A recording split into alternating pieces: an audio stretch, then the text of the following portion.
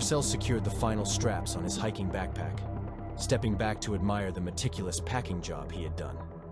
Each year, he and his friends embarked on 3-day mountain hikes, and this time around, he was eagerly anticipating the escape from reality that awaited him.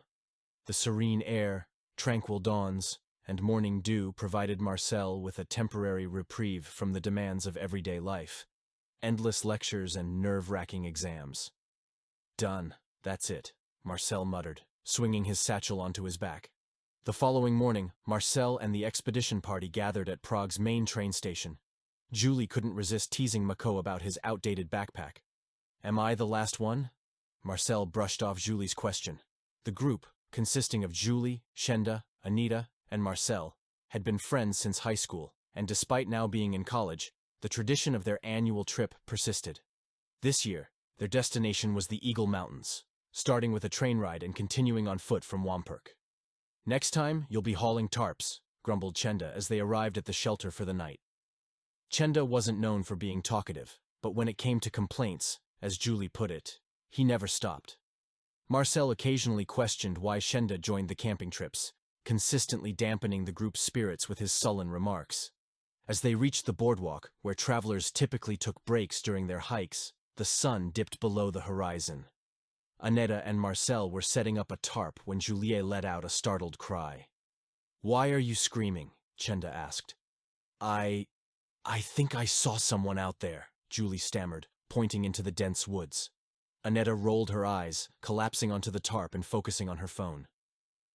"Maybe it was a leprechaun," Chenda joked, laughing at her own comment. "No signal," Annetta sighed, stowing her phone in her backpack and crawling into her sleeping bag. "Let's go to sleep. Annetta's already settled in," Marcel suggested. Julie continued to gaze between the fir trees, anticipating something emerging from the darkness at any moment. Haunted by persistent nightmares, Marcel rarely slept for long. The chill in the air and the spreading fog around the makeshift camp prompted him to stretch and awkwardly emerge from his sleeping bag. Julie's sleeping bag was empty, and the rest of the group still slept. Pulling a roll and some melted cheese from his backpack, Marcel settled on a bench under the canopy. Chenda woke up a few minutes later, joining Marcel. "Where's Julie?" Chenda asked absent-mindedly. "I don't know.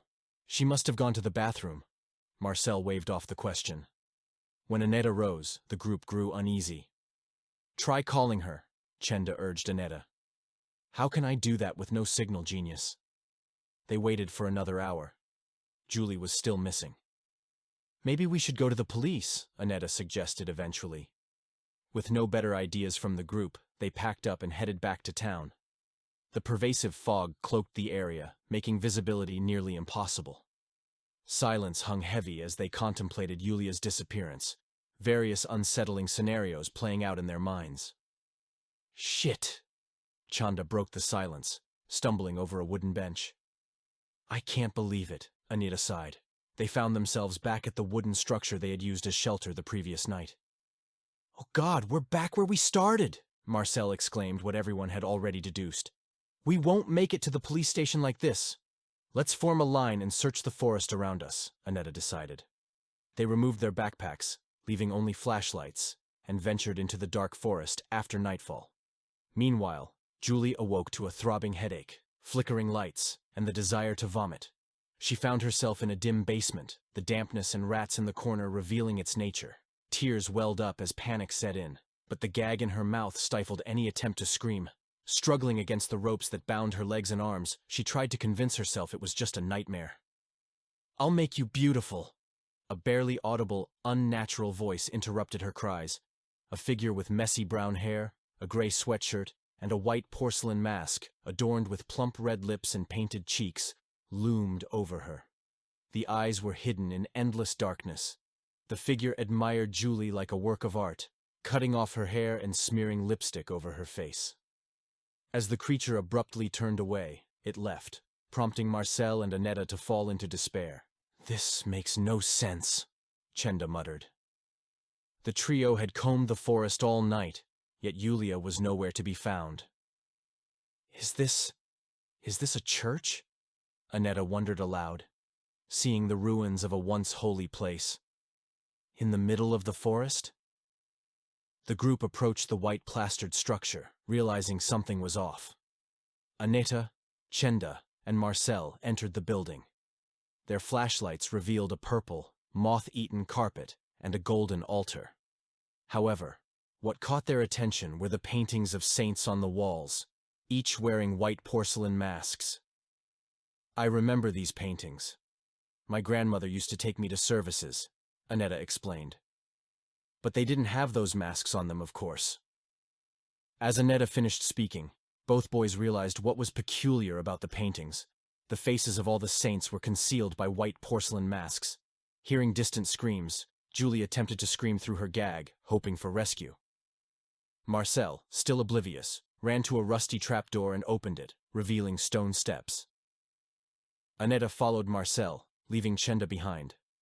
Chenda noticed movement as he crossed the threshold, and a voice whispered behind him, "I'll make you beautiful." Marcel descended into the basement, finding a workbench and, next to it, Julie, a bald woman with grotesque makeup, still bound and screaming. As Marcel and Aneta freed Julie, Chenda's lifeless body was discovered on the tiled floor. "No, no, no!" Marcel shouted in disbelief.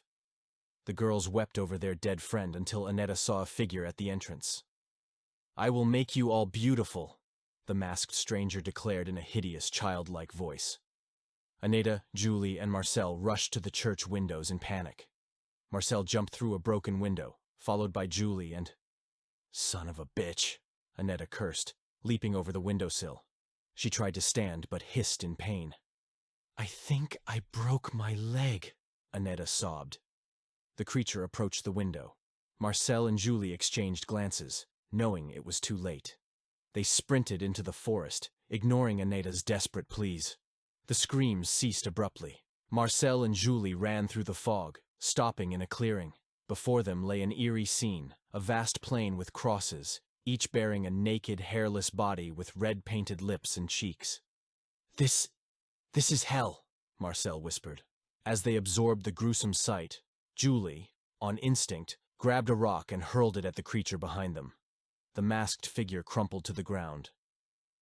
Approaching cautiously, Julie removed the mask to reveal an ordinary face, a man in his 30s. As she touched the mask, warmth and desire overcame her. Putting it on, Julie understood everything and saw the beauty in the gruesome art. "What kind of monster could do such a thing?" Marcel asked, still oblivious and trembling with terror. Julie approached him, silent for a moment. "Don't you see how beautiful they are? I'm going to make you beautiful too."